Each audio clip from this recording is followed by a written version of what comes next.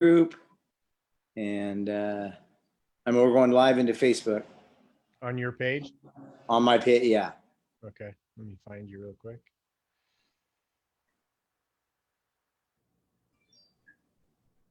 All right, there it is. All right, There you are. there we are. All right, let's hit this. All right, hey, I'm gonna hit record, and we're going.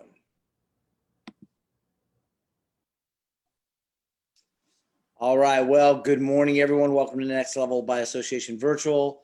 Whether you're watching it live on Facebook or whether you're watching it live on Zoom or whether you're watching it recorded, the game is the same. And that is that every week I bring on a friend of mine, somebody who has done extraordinary things, or is in the process of doing extraordinary things. And today you guys have the treat of connecting and meeting with my friend Jason Sisneros. I mean, this guy is a force in the world. He is been an amazing salesperson, entrepreneur, philanthropist, and the guy is, as you hear his story, you're just going to be really blown away by the human being that he is and how much impact he has, and his boldness in being able to share his messages wherever he goes. So, Jason, welcome, brother.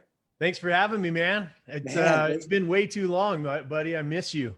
It has. It's been a long time.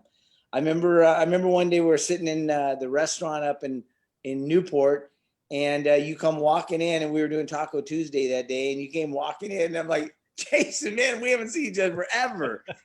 That's the great thing about social media, when it's used correctly, you can really stay connected to your good friends and just walk in, because you do that Taco Tuesday thing, and I saw it, and I'm like, I'm just gonna go have some tacos with my buddy.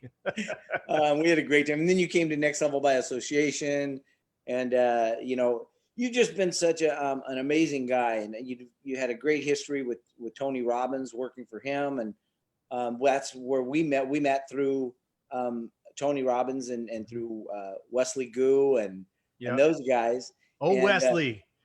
We call him, he's Wiserly Goo. He is Wiserly. I don't know where he got all that wisdom, but it's just one of the cool things, though, that the circles you run in, right? I mean, this is called Next Level by Association. It's that power of association, and Tony talks about it. A lot of people talk about it. Sharon Lecter talks about it a lot now. One of the things I've always been impressed with, though, is that you've always stayed the course in the direction that you're moving. And that was always about helping people get better. Yep. And where do you think that came from originally in your life? Well, I now have, a term for it, like even my shirts, right? They say, ease suffering by any means, ease suffering by any means. And it really comes from the grace of other people who really served and believed in me and lifted me up when absolutely nobody else on the face of the planet would look at me and say, that's a good investment of my time, my heart, my passion, my, and that kind of a thing. And so as I developed through the business world, and as I developed, a real passion for charity and philanthropy and domestic violence, feeding people, rescues in the world of underage sex trafficking, that type of stuff.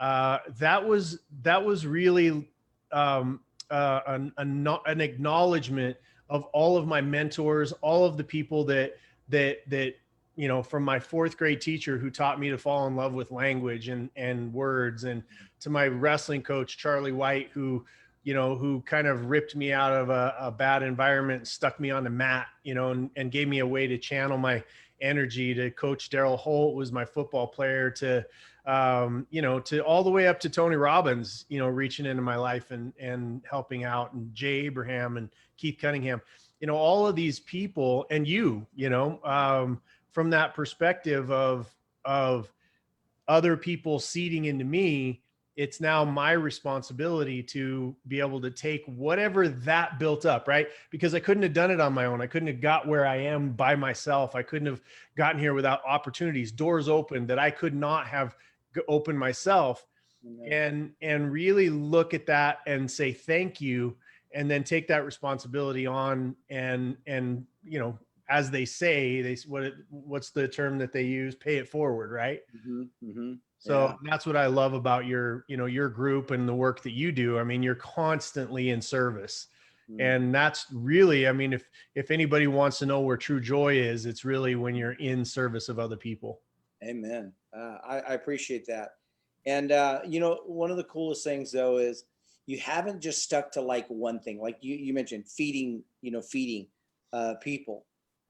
Huge mission in that, right? I mean, you've been very instrumental, a huge mission in that. Then you talked about sex trafficking. Yep. Let's talk about that, because guys, what you guys don't know is this is a guy who goes behind the scenes where nobody wants to go.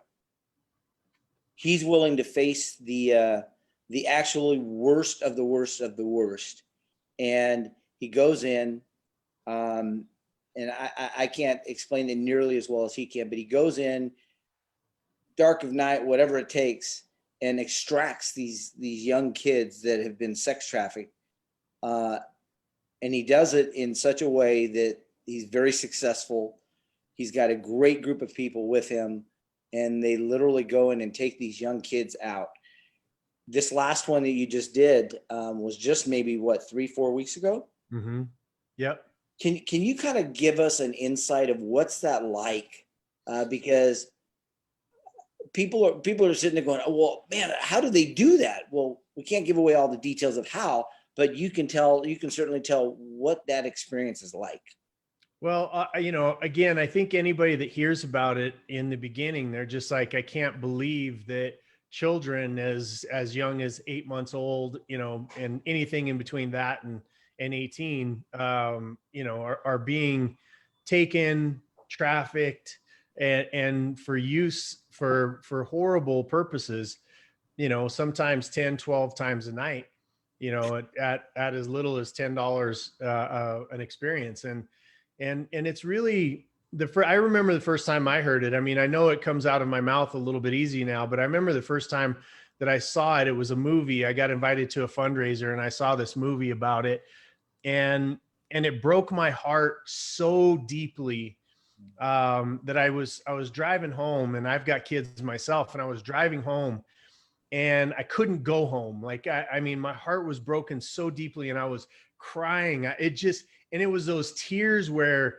you're just weeping hot tears of they feel like they're coming from nowhere. You know what I mean? And so I pulled out, I passed by my house, I went to the park, and I just parked there, and, you know, I pounded on the steering wheel, and I'm like, you know, how can this be happening in the world?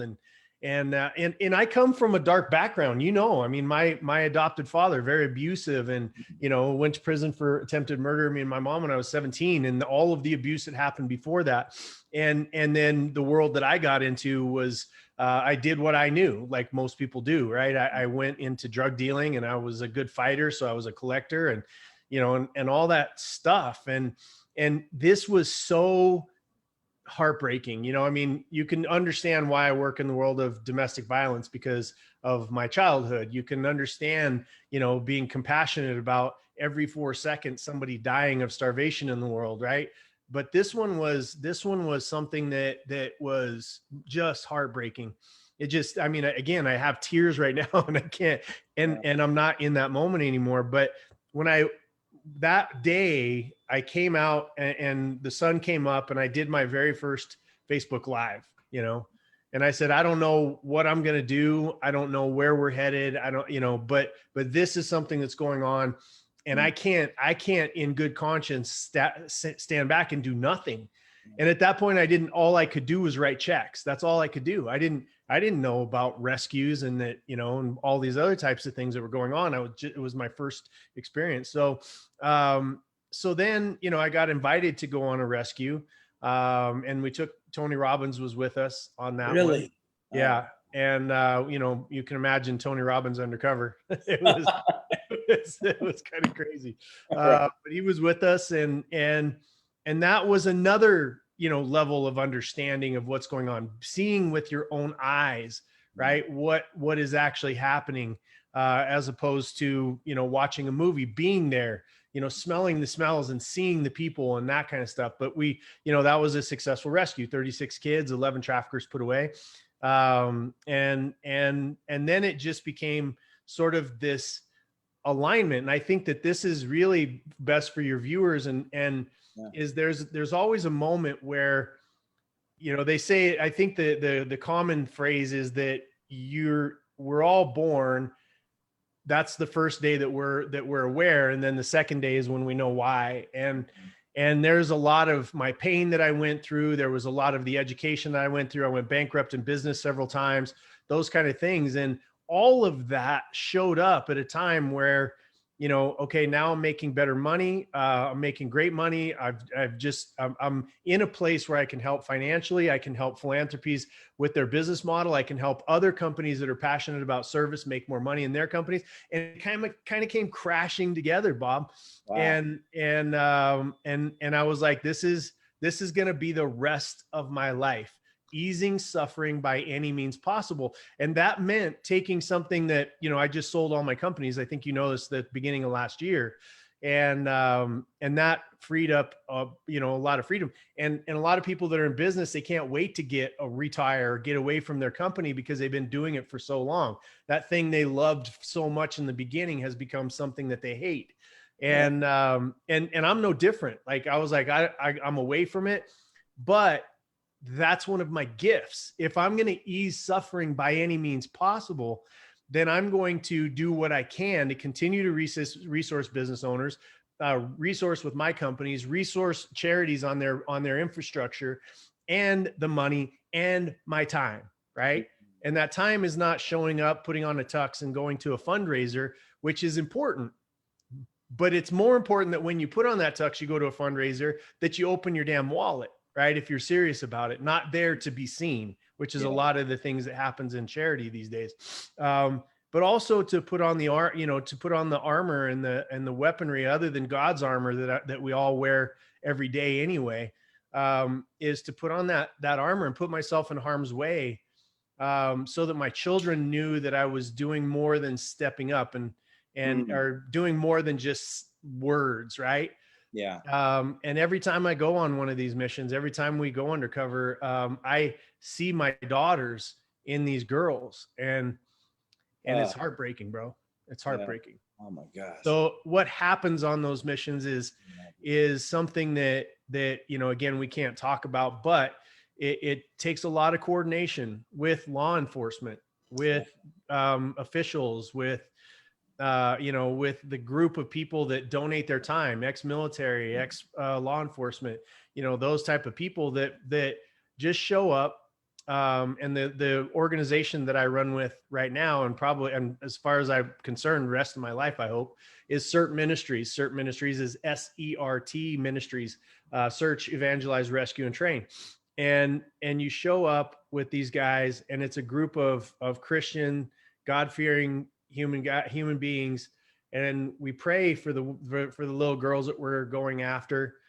And when we find them, it's always interesting to see one of our guys or one of the ladies that are on our team look that little girl or little boy in the face and say, you know, there's 30 or 40 of us out here that have been praying for you, that have been loving on you, that have been looking for you. And for that child in that moment to hear that somebody's been looking for them, it's some of the most powerful moments that you can ever possibly imagine. You know, do you think that most of them, by the time you guys get to them, and I know they're at different stages of their involvement, do you think that most of them have given up, that they don't believe that people are still looking for them? It's such a wide ranging experience, you know, some that are taken from families that want them, some that are sold by families that didn't want them, some that, you know, I mean, there's just such a wide spectrum.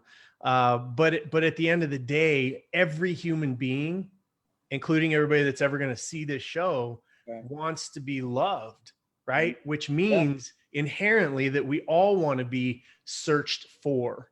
We all want to be sought out, right? We all want to be held in the good thought processes of other people, and to be in the presence of people who aren't there to hurt us, you know? And so for every child, for every family that would be broken enough to let their child go there, or to you know, to the depravity of the people that would take them, and the depravity of the people that would use them, you know, there's a lot of pain involved in all of that.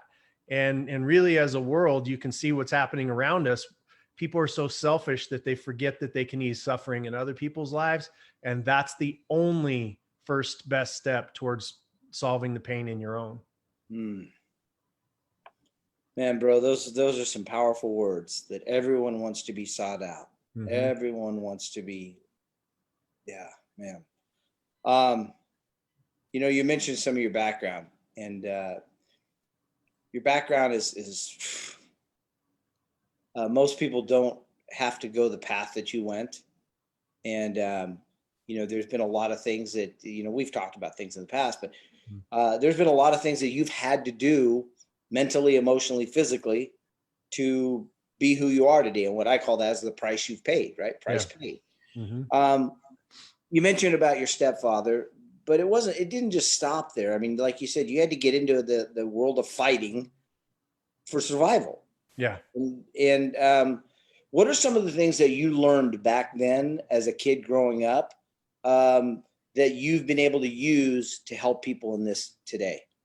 Well, there's two things. It's a really great question. But there's two things that I've been able to use. One is that what most people fear is ridiculous, you know, in the world, what they fear of loss and whatnot. And then on the other side is that I learned that, you know, having people in your life that have your back is life defining. It's life changing. It's something that you don't see a lot. Like when you get into the world of gurus and you get into the world of business, you know, everybody hides behind, you know, their real intentions. They hide behind a lot of really shady stuff, you know, that on the street they would get their ass beat for. Right. You know what I mean? Like it was in real life. it was a different sort of justice. You know what I mean? And frankly, especially as I see the world today, that it's a more effective way of justice sometimes, right? Because you're watching. They say there's honor amongst thieves, and that honor is that if you screw up in that area, there's real consequences to pay. And so as I came into the world of business and really learned and took those lessons from me, I was fearless, right? And as most people are when they start a business, right, Bob? And you're there because they're a weird combination of arrogant and ignorant that allows them to get into something that 95% people fail from in the first 5 years, right? You have to be a special sort of arrogant and ignorant, right? If you do it right, though, that expands on one part of the matrix to educated and the other part of the matrix to confidence, right? And that only happens if you stay in the game and you're educated. But knowing coming into business, I have never feared going out of business. I've been homeless, right? I've been, you know, I've seen death up close. I've seen a whole lot of this stuff. I've wondered where I've walked a country road with my mom because we were looking for asparagus because we didn't have any food for a couple of days. I've stood in the lines where those big blocks of cheese and the powdered milk because we didn't have any food at home. Like there's so many things that where you make a decision to trigger over into, I'm going to survive no matter what, or I'm going to be a victim no matter what. That's right. And I have never been able to play the victim game. And when you talk about philanthropy and what spurs that is that I see when somebody's starving, from food, that's not a choice, right? They've had choice ripped out of their life at some point for them to be in a place where they're not dying of starvation related incidences, literally starvation. Right. And that you know how long that takes and how little it takes to sustain when you have no food and you die of that. That is a form of being a victim to whatever's happening. You know, the people in villages that are controlling the food, droughts, famines, poor economic choices, all kinds of different things, right? And then domestic violence, where a woman, you know, everybody says, well, why doesn't she just leave? I get so pissed off when my mom tried to leave. My adopted father held my grandfather and parts of my other family at gunpoint until she brought us back. Right. When she threatened to leave, he kidnapped me. Like it is in the open, in the eyes of the public, slavery, right? For a lot of these women. And so they're real victims. And then you get into trafficking and they're real victims. They've been taken, they're being used, they're being sold like property. Right. And when I look at all of the other stuff that's going on in the world, I may come across as unfeeling or unsupportive, but at the end of the day, your skin color has nothing to do with whether it's white, brown, black, whatever it is. You can overcome that. How do you know? Because other people have. Not that there's not going to be a challenge. And where is it written, Bob, that this world is meant to be challenge free? When we're not supposed to overcome biases, when we're not supposed to overcome prejudices, when we're not supposed to overcome a dick for a boss or somebody who's sexually, flirting with us or sexually harassing us at work. Like, where is it written that we're not supposed to, as human beings, be able to overcome that? Right? It's not written because it's not true. We all have crosses to bear. You say about my upbringing, the cross that you have to bear would devastate me. I haven't had to experience that, right? I haven't had to experience it. That would devastate me. And there's other people that watch you and that follow you and the things that are going on in the world that have devastated them. They've been raped. They've gone through these real things. And we as a world are just saying, okay, whatever your grievance is, you're now a victim, which takes away every single tool you have to overcome and to thrive and to be a victor in your own life. They take it away and you just give it to them, right? You just give it to them. I'm not a victim, no matter what anybody wants to say about me, because I have one tool in my tool belt, and that is I get to define the meaning of the things that have happened to me. And I choose to define them as God's refining fire. They happened to me because I needed a muscle built so that I could be a powerful weapon of service at God's right hand. Amen. Brother, that is so well said. So well said. You know, it reminds me of Viktor Frankl's Man's Search for Meaning, right? I quote it almost every day. Yeah, that's such a powerful book. I am more free than my captors. Yes. You go to Paul in the Bible. Where did he feel the most free? In prison. In prison. Yeah. Yeah. So powerful. Jason, you've got you've had such an impact. I mean, you've had such a huge impact on my life. Wesley and I get together, and almost every time we get together, your name comes up at some point, or the conversation. And I remember first saying, "Wes, what does he do?" And it was kind of like this Eric Michael Collins, you and Eric, right? Yeah, right. And I'd be like, "What do these guys do?" And he'd be like, the world is still waiting to find out. Right. We don't know what they do. Some of us think it's CIA. Some of us think, it's like, we're still not sure. Yeah. And but I think if the broadcast gets interrupted, you'll know. We'll know, right? But it's such a huge thing that you got, that you've gone out there, you've put yourself on the front line, and you've had some great accomplishment in business. You've had some great accomplishment in philanthropy. And then now this thing of going out and, I mean, you're inserting yourself into the line of fire, literally. And, I love the fact that you're not just, it's not like this, guys, it's not like they're walking in blindly. It's not like they're walking in untrained. It's not like they're walking in without weaponry or whatever is necessary to ease suffering by all means. I love that. That is such a great statement. But I mean, even with all of that, even with the training, even with the understanding, even with the background and knowing and logistics and the people, it's got to be scary. Is that a question? Yeah. I'll tell you, it's an interesting thing. You know, Pastor Rudy is the leader of the team that we have, you know, and it's always like when we're talking about business owners and stuff like that, like they complain about the people that are on their team. And it's like, you know, that old saying, I think it was Jocko Willink that said it, there's no such thing as a bad team. There's only bad leaders.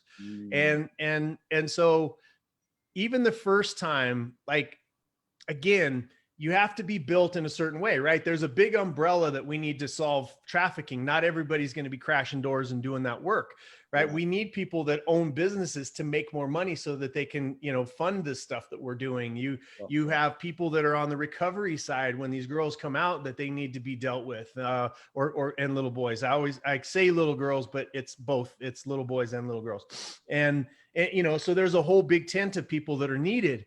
But when you talk about, you know, going into situations, I've been in some of the quote unquote scariest situations. That my entire childhood was a scary situation, right? And so when you look at this, there's two things that Pastor Rudy demands of our team. And one is that we are properly trained. And so we're training constantly, right? On all aspects. And so just like any other thing, when you're trained, your fear drops, right? When you watch a good fighter versus a street brawler, you know, street brawlers going like this, well, because they're afraid to death and they're in that fight or flight mode. And then you get in and you see the sweet science of boxing where it's really a chess match more than it is a physical fight. Right. And it's the same thing when you're dealing with Pastor Rudy, you have to be trained. And then secondly, I think which is probably number one as important is that we're going in with God's hand and God's armor on us. And it's a different thing. You know, when you know where you're going in the afterlife, you're not as afraid of losing this one. Yeah. You know, matter of fact, you're like looking forward to those pearly gates and, you know, lack of disease and, you know, all of the other stuff that waits for us on the other side. And so probably most importantly, I mean, when we do that prayer, before we go out on any of these missions, it's a sense of inevitability that we're all coming home safe. And if we don't, there was a reason for it, right? And that the risk is worth it. And by the way, our bodies and our minds have been trained to be able to handle any circumstance that is thrown at us. Yeah, I agree. I mean, I love the idea that when you're prepared and when you've paid the price to be there, that fear probably dissipates to some degree. I don't know when you were going, and we got to talk about this last one because it was so funny when you had that motorhome and you were heading down to the place, and I'm watching you on live, and I'm like, and he's like, yeah, this motorhome. Well, we thought this was a really good idea, and then you're like, we ditched the motorhome. We're leaving it. We're going to go find some, you know, a car, get there. Yep. And how far did you have to travel for that particular? You know, halfway across the country. I can't get any even specific of what state we were in, but you know, it's halfway across the country, but I've flown around the world. I mean, you know, I'm coming up on my 30th mission, and, you know, we've been in Thailand and Colombia and Haiti. And, you know, I mean, we've been all over the place. So the distance, it doesn't matter. You know, Pastor Rudy, one of the things that I love about him is that, and one of the things that really connected us was you know, he's one of those guys that doesn't really, he believed, like, if anybody, like if he felt like God told him to step off of a building, he would do it in faith and probably walk on air. I believe that about Pastor Rudy, because on these missions, sometimes, before in the past, there would be a call and they would say, there's a kid in Vegas and he's in Southern California and he's got enough gas to get there, but he didn't have enough money for food. He doesn't have enough money for return gas. Doesn't know what he's going to do, goes, and somehow he's always resourced. And I say somehow, but he believes so much that in the mission that he's on, that he's been called to, that everything's always going to work out, and it does, right? And so many of us don't operate in even an ounce of that faith. True. So true. So true. And I love the fact that you don't just do it in other countries, but you're bringing an awareness to that this is happening right here in our own cities. Yep. And sometimes you don't have to travel to another state. I mean, it might be happening right where you're at, right? It's happening everywhere. And whoever's watching this, wherever it is in the United States, which is Certain Ministries is a domestic focused organization. And I had no idea how big it was in our own country. Right. But I can promise you that there's somebody within 100-mile radius of you that has been taken, that this is happening wherever you are, coast to coast. It doesn't really matter. So it's a big thing that needs a lot of energy, because the rescues are downstream. There's a lot of stuff upstream that needs to happen. We need harsher laws. We need, better family resources. We need better recovery. We need all kinds of things that are in between that cause that child. We need better parental observances of our child's social media, right? I mean, I don't care. Before the kid is 18, you should have access to their phone, be checking it consistently, have passwords to all their stuff, dig into their apps, go through their messages on Snapchat, take their phone from them and look at the stuff that comes in on Snapchat for 3 or 4 or 5 hours, maybe even a day. Because, those are the ones that disappear on you. And so eventually somebody's going to reach out to them if something nefarious is going on. Go through their messages on Facebook or whatever social media that they're on, get nosy, because I promise you that if you have a daughter or a son, at some point before the time that they turn 18, they will have direct contact with a pedophile or a trafficker looking for your child as a source of their own income. Wow. Anyone before 18. Anyone. Every single child in the United States will be exposed to this. Man. So how do you not, I remember when Richard, the Night Stalker was captured and the people were there, and I spoke to one of the officers that was part of that. And he said, it took everything we had to not just let him take care of him right then. Yep. How do you handle that? Where you could just take him out right then. You could just take him out. Yeah. But you follow a judicial process. Yeah. It's one of the most interesting dynamics of my engagement in the world of trafficking. Going back to my very first time where I'm like, I just want to get it over with. Like there's like, and you can't, but Tony's training, right, of state management was something that saved my life, or being thrown, away in a third world country where nobody would hear from me again, into a prison or whatever it is that Tony's words and about state management, and being able to hold your temper. I mean, I think that's one of them. Your white hot rage, would be another way that I could describe how I felt. But again, it comes back to Pastor Rudy, who just I'm going to tell you what he thinks. And I'm still not there yet. Like I'm still not where he is. He loves the trafficker as much as he loves the trafficked. Now, that doesn't mean he will not act in a violent action to free the child. But when that's over and through, he does love them. And if they're given, he believes if they're given God's love, they'll change their ways. And he's seen it. You know, we've seen that in the world of trafficking. We've you know, he tells a story about a John sting that they were doing. John is the person that, not that your name's John, but but that's the person who's buying the little girl.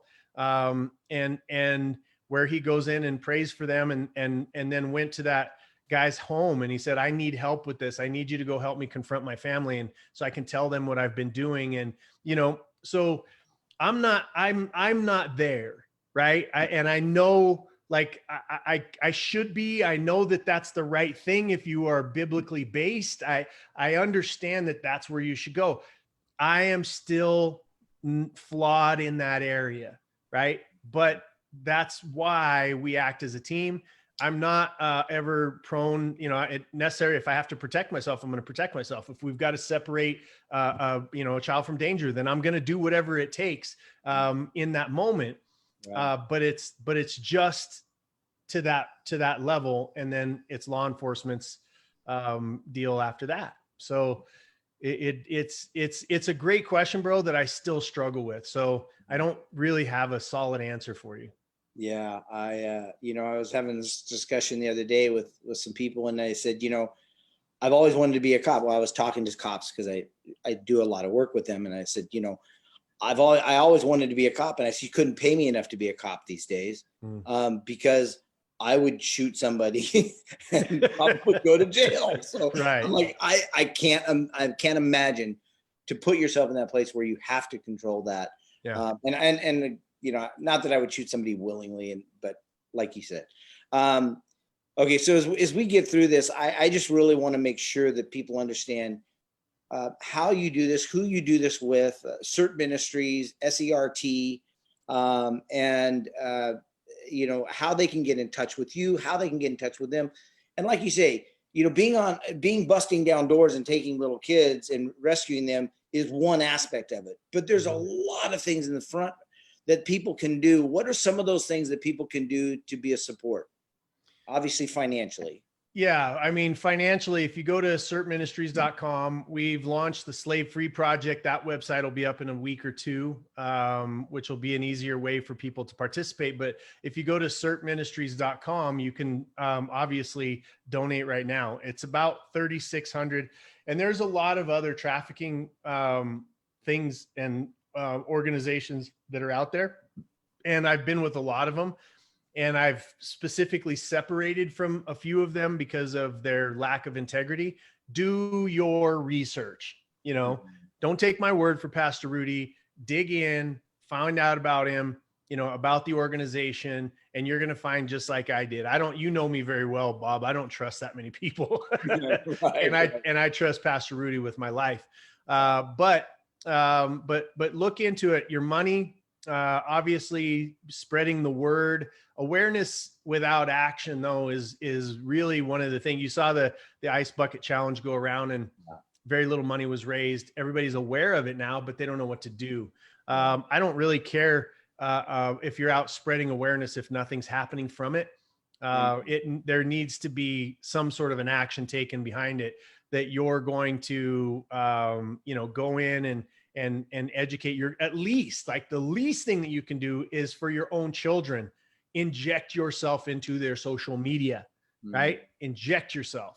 And then a whole lots of other things, but follow that. The Slave Free Project is going to be coming out. We'll do a big launch around when the website goes out, but certministries.com on that side.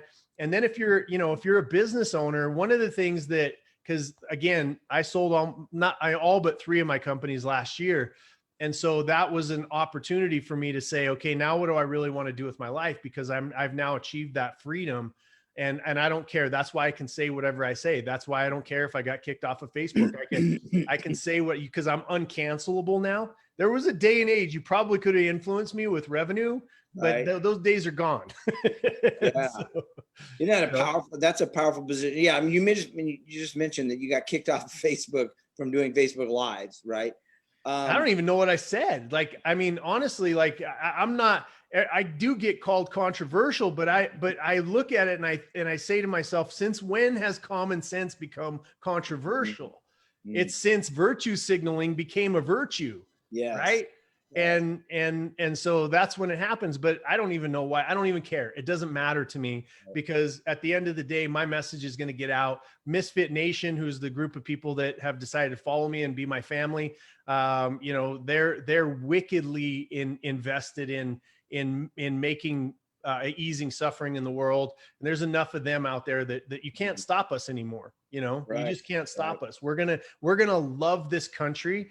You know, through, even if we have a civil war, we're going to love it through it. And we're going to come out the other side, and we're going to have principles in place for success. So the other side of this equation, which I told you, that I choose to do out of it's a choice, right? For me, is to resource business owners at a super high level for them to be successful. And 99% of the gurus that are out there that are selling their bullshit online, there's some good ones, right? Your message and in whatever niches that they happen to be in, those niches are great, but nobody is teaching the fundamentals of how to build a sustainable business, right? And that's why 95% of companies fail in the first 5 years, 50% of them are gone in the first year. And so we really, and I look at the challenge that if America is burned to the ground, like a lot of people are trying to do, we're one of the last, I think, in my opinion, because I happen to be American, we're one of the last bastions, one of the last lighthouses for people everywhere in the world to have a ladder of success to follow. If not, we fall back into poor versus rich, period. End of sentence. It's not black versus white. That's just what the rich people want you to think, so that we'll all beat each other up while they continue to figure out how to protect themselves against us when we figure this shit out, right? So maybe some of this is the controversial stuff that they make me for. But my point is that I'm really focused on two things: Slave Free Project and rebuilding the middle class. And rebuilding the middle class, we're doing through my company, it's Anton, J-A-N-T-O-N, JAE.com. And you can see we built a course. We do deep dives. We turn around companies. That's my background, as you know, or maybe you didn't know. I didn't know you didn't know what I did. I seem to know over the years. Yeah, exactly. But yeah, so those are the two places that I'm playing. I don't know what else to do, you know? I mean, I know I can ease suffering, and I know when I resource people to make more money, and those two combine like they do when I do my live event every year called Unstoppable, right? When those two people can they fall in love with each other, and great charities are matched up with great businesses who I've taught to make, you know, more money. It works in this really great way that I believe God had me live the life, go through the pain that I've gone through, to be at the center and be leading in a time where most people are retreating. Yeah, I agree 100%. I believe that with all of my heart. As we wrap this up, I want to be able to open up some questions. Kat Dawn is on. She said, "Try stop me, LOL." And she also made a comment, "Love you." And then she said, "Hey, good men." You know, we've got people saying, "Thank you for what you're doing." Flo said, "Thank you for what you're doing. Thank you for sharing it with us." You know, so guys, if you have a question online or on Zoom, go ahead and raise your hand. We'll do that. But I want to ask Jason, while you guys are deciding that, what's the most powerful thing that you've learned when you've gone on one of these rescue missions, and maybe something that one of the kids said, or maybe something that you experienced? What's one or two of the most powerful things that you learned in that process? I mean, you're busting down doors, you're seeing the kids completely in fear and everything else, and you're taking the bad guys in, and you're rescuing the good little kids. And what are a couple of things? So there's you know, aside from, you know, seeing it for the first time and having that change me forever, right, in person, there's one experience, bar none, that it encapsulates what we do. And we were doing a mission, and it was a large one. that was multi-agency, and there was a lot of people involved. It was a very complex sort of scenario, and we were having success, and it was again multi girls and boys that we were looking for. And as the weekend was culminating, there was one girl that we kept that we couldn't, like, it was very like, you push a button and then something else pops up, and we couldn't find her. And the entire group of people, because there's a lot of people that are behind certain ministries that are making sure that we're fed and making sure that we're prayed for. And Lori, his wife, makes the Bibles for the kids that are rescued, and and they're custom made, and they're like, there's an army of people behind what you see on the front lines, that are more important, I think, than even the frontline people. But we were going through this weekend, and we were getting a little discouraged. And I saw two things. I saw Pastor Rudy, and I can't say much about it, but I saw Pastor Rudy go into a mode where with my own eyes, I just saw him go, I don't care about my safety anymore. And I watched him walk with that with God's armor. And it was fascinating to watch him do what he did. And that's all I can say. Wow. And then the most impactful thing that I've ever seen in my entire life in this world was we found her. And she happened to be in the car with her pimp, and we swooped and surrounded this car, like it was just like out of a movie. It was unbelievable. And then we held them there because, again, it's not our job to be police officers. We were basically just doing our thing. And so while we were waiting for the police, which they were super busy that weekend for a lot of reasons, it took them a couple of hours to get there. And it was freezing cold. There's no amount of clothes that you could have put on, and we weren't prepared for it. Right. Okay. And there was sort of all of us that were posted up around the car. And about an hour in, one of the biggest men I think I've ever seen in my life, and one of the biggest men on our team, was standing post next to her door. And he didn't move, he was just standing there. And she rolls down the window at about an hour, at the hour mark. And she goes, "Aren't you cold?" And he goes, "Yeah, I'm freezing." And she said, "I can't believe all of this is for me." And he goes, "Oh, baby girl, you've had an army of people that have been praying for you, and we love you. And there's nothing that we weren't going to do to come and get you." Wow. And to see and to hear those words coming out of a giant man who looks like he could eat your face off. Like, you know what I mean? It was, and again, I always cry when I think about it. And it's just a weeping to know that kind of love is what we're capable of. It's what people are looking for.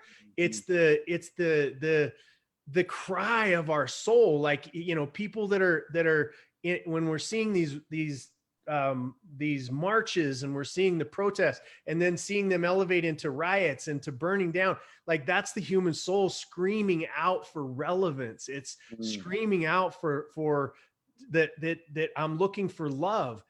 And if I could just look everybody in the eye and just say, give love, right? Give love with every cell in your body. Make that your mission, for you to give out every ounce of love that you have that day. And then, and only then, will you ever feel the love that you're looking for. It's a weird dichotomy, that we're taught. All of the ways that we're taught is that I got to get mine, and I'm going to build my house, and I'm going to build my. No, it works completely opposite of that. I tried it the old way. That got me bankrupt. It had me cheat on my wife. It had me, lie to my best friends. It had me in a place where I was the thing that I thought the world wanted to see. And it was all fake. It was all fake. I was as fake as you can possibly be. Wow. And it wasn't until I switched over into, this isn't about me, right? I am put on this earth to become the best I can be, for the purpose the sole purpose of serving other people with those gifts. And I'm not giving love to get it back, because now it's a transactional thing, right? If I love you hard enough, Bob, by God, you're going to love me back. Right. We've now turned it into prostitution, which is at the core of what we're talking about here. Now I'm trading it. If I give it freely, like God gives us his love, are you kidding me? Like, that's where it comes from. That's I don't even know where we were going with that, but no, it's the lessons that you've learned. Some of the most, so that was the most powerful moment for me. Other than that shot straight to the heart that shattered who I was gonna be and turned me into who I am. Powerful stuff, man. You are like I said at the beginning of this broadcast, you're a force. And Weldon, go ahead and come on, ask your question, and then we'll wrap this up. We'll let Jason go on. And what's up, Weldon? Hey, Jason. Where you at? Trying my best to keep my emotions in check here. Let me first say that if I could reach through the screen and just give you a hug, that's what I do right now. Yeah. Well, I'm sending you a virtual hug, brother. Thank you. Need it. I became a stepfather at a very young age. I believe I was 22. And at the time that my two daughters came into my life, they were 11 and 13, I believe. And both of them struggled to get through their teenage years. Both of them had a lot of problems, and both of them continue to have a lot of problems. One's now 40 and the other one's 42. I am currently raising my 14-year-old granddaughter that at age 7 was sexually abused and traumatized because of events that happened in her mother's life. And I have been working with Tony's principles. It's so ironic that you were talking about that, about being aware of your state and how to change your state, like Tony teaches us to do. Brilliant. Because she suffers from PTSD, and when she goes downhill quickly, I can't reach her, and she loses control. And I've learned that when I try to reach out and grab her, or even talk to her, in most cases, that it's ineffective. I kind of let her have to go through it herself, and then she has figured out a way to calm down.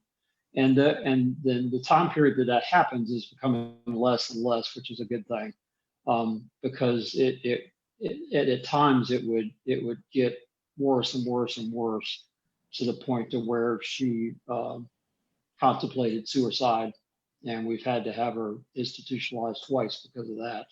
I don't have that fear as much as I did before, but I've gone back to trying to work with her. At 14, I feel like I can get through to her a little better, but there's continuous outside influences that keep me from establishing what I think are my goals for her, and learning how to really grasp the idea of identifying the state that she's in, elevating her state when she needs to rise above a current situation that she's dealing with. And I feel like I take one step forward and two back. Do you have any tips on how to successfully do that? I mean, I can't protect her from the world, not even in my current role. I can't. I understand that. So, I'm gonna say a few things. One is, I'm not a counselor. I'm not a therapist. I'm somebody who my rage goes through the roof when I hear that a 7-year-old little girl was hurt. But I can tell you from my perspective, and then I will connect you, if you reach out through certain ministries, there's a lot of different places that can help. But I'll tell you, I'll give you two things on my side, right? If you're talking about the Tony world, the physiology, focus, language, emotion triangle that he talks about, right? Where getting ourselves into that state management. So it sounds like you've been in that world. And having that attached to, what does she think her life is about, right? That meaning, like establishing what is that meaning for her. And that really changed my life, right? About attaching all of that knowledge that I had, that head knowledge, to what I wanted my life to be. The second thing is, and I hear a lot of your language that I typically use, which is, I want her to live the life that I want her to live. I want her to and I know that that comes from an absolutely loving, caring, genuine place. But I suffer from that same disease called ego, right? And that ego, when I'm able to step out of the way and I'm able to, my first thing is get her to Christ. You know what I mean? Like, get her, and because God's going to handle things way better than any of us can possibly imagine. If you can make that connection of who put her here and why she's here in the first place, right? And those are the two suggestions. Those are the two things that made a difference for me. And I had a problem with the church for a very, very long time. And then I realized it wasn't about the church. It was about me. And anything you can do, certain ministries, family, it's just get in a group of people who are going to love you. Cause I know that this is killing you too, and hurting your heart and hurting your soul. So you want to be around people, you need jump in. I mean, obviously you're in good company here with Bob, but we have a page called Misfit Nation that you can join, and there's no selling that goes on. It's just a group of people who want to ease suffering. Yeah. And there's a lot of people who've screwed up and that have had broken lives and stuff like that. And you just never know who you're going to connect with, but I can promise you somebody will love you there. Mm-hmm. So but professional help, right? Yeah. I'm not a professional, but I understand humanity. I understand, a little bit of what she's going through, with the abuse that I, sustained as I was coming up as a kid. But, get her, just love her, man. Like, just love her and let her know that love is it's unconditional. Mm-hmm. And introduce her to God's love, because that's the most unconditional love that you're going to get. Well, speaking of that, I mean, we've had her in Christian-based professional counseling since we took custody of her when she was 7, because I took her to the police to try and pursue arresting the guy. Mm-hmm. And she wasn't strong enough at the time to even talk about it. So we went through a 1.5 years of counseling, and they determined that she was strong enough to move forward with getting this guy. So it's unfortunate. There's a lot of re-victimization that happens and that's what a lot of, frankly, the thing that I don't like about a lot of other charities that do this kind of work is they just put them forward and they re-prostitute them. And, Pastor Rudy is so far against that. But anyway, brother, well, I would love to have an offline conversation with you so we could discuss more of it, and just know that I love you and that my heart is with you, brother. And my heart is with your granddaughter and with everybody in your family. I just pray over your family for relief and for a great future, man. I love you. Well, she definitely knows God. I actually have 3 grandchildren, all 3 of which I had in private Christian school until about, I think, the 5th grade. And then we kept Kara into the 7th grade, and now she goes to public school. So she knows God, she knows her Bible, right. And it's just difficult to watch her go through the things she goes through. And I just want to try and rescue this one child. Yeah, let's just wrap her up with love, man. Just wrap her up with love. That's all we can do. Thank you for sharing. It's my pleasure. Thanks for the question, Weldon. Appreciate you. All right, we'll take one more question because we've already gone over, but Flo, go ahead and hop on. Wow, some really powerful stuff. Thanks, Jason. Hi, Flo. Hi. Thank you. But listening to everything, you went over what was needed and everything, like harsher laws and everything. But I love how you work with businesses to help fund what you're doing. And I know it's probably a small group, but are you finding businesses that are really wanting to do this And Oh, yeah. I mean, it's a larger group. Like we started a couple years ago on this strategy and, for 3 years, like I've done everything that I've done on the educating the public or businesses side. I've been pushed into reluctantly because I don't even want to be associated with 90% of those people that are gurus that are out there. Right. Mhm. Because they do more damage in most cases because they don't really know what they're doing. They learned it somewhere and then learned how to market themselves and they don't really solve the problem. Right. And so a couple years back, it took Joe, who's the president of my company, Anton J Global, and it took him 3 years to say, Jason, put out a digital program. Right. So we called it, it's a growth, sorry, I'm so far removed from it. But anyways, it's called Growth, How to Master Your Business G-Spot, right? I even made that controversial. G is for growth. And, and so it's 12 weeks of all of the best content. There's no ulterior motive behind it. It's not like there's not another thing. There's not a mastermind group. There's not another program. I put everything that I know into 12 weeks into a digital course. We've not marketed it. I'm not a great big marketer. And we've not marketed it. We've done over, 2.5, I think we're almost at 3 million mark for business owners that have taken it and they listen to it kind of on repeat because it's some of the best content. And it's not an ego thing. I promise you. Every word in that was paid for with blood or tears in my life because that's how I learned, how to grow my company. And then we help bigger companies with a team that I've trained of just business ninjas that go in. If you're a bigger company and need to solve problems, we go in and do things, at a very, very fast rate, faster than any other consulting company that are out there. But that's antonj.com. You can find out about that. And that group of people, I don't know if anybody's on here that's watching or whatnot. If you've taken the growth course or whatever, just say what your experience has been. We've just done really well with it.